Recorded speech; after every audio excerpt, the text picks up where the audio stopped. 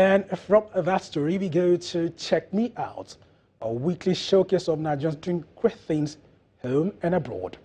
This week, we check out Buffy Okeke-Ojiudu, a human capacity enhancer improving both market efficiency and farmers' welfare in Nigeria. Let's check him out. My personal philosophy for a lot of things, especially business, is think big, but start where you are and move as fast as you can. Hi, I'm Buffy Okeke-Ojiudu. I'm a social entrepreneur and innovator. Check me out.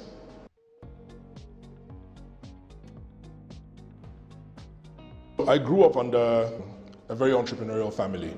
My family was strongly engaged in both entrepreneurship and public service. And growing up under that umbrella, it does something to a young man who sort of adopt the mindset that you don't just simply get a job and survive for yourself alone, but help solve societal problems and possibly engage other people to join you on that journey. So I think that mindset pushed me towards entrepreneurship. For my first degree, I studied law at the University of Sheffield in the UK, and then I moved to the US for graduate school at Harvard.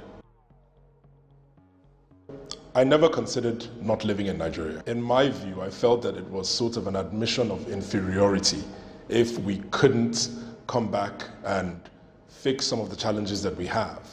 So my thinking was, and I'm sure for many other people, go out, get the knowledge, maybe get the support, and then come back home and implement, right?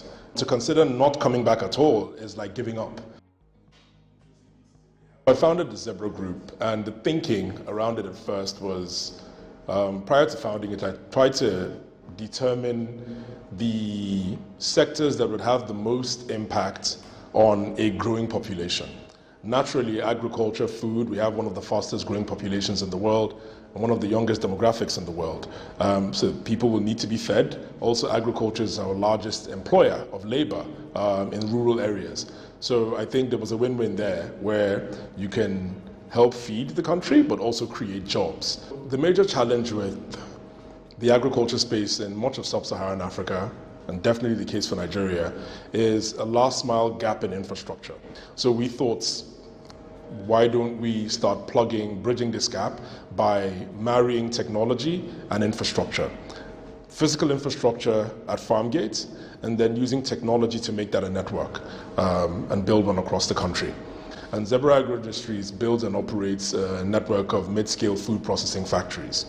And then there's Zebra Crop Bank, which is where I spend most of my time now. Zebra Crop Bank builds and operates a network of micro solar powered storage houses directly at farm gates. And we're building this network across Nigeria.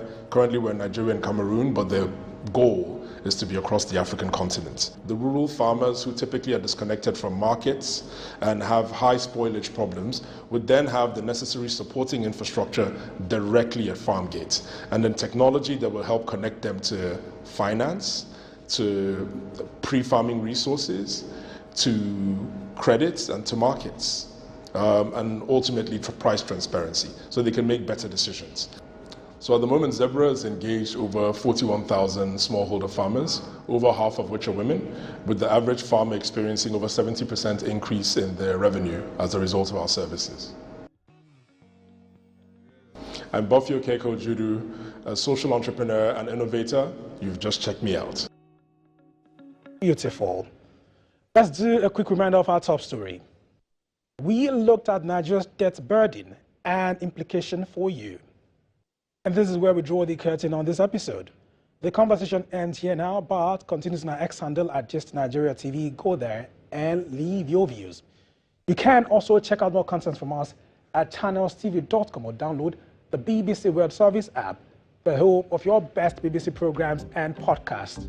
Until next time, I am Wale Fakile. Bye for now.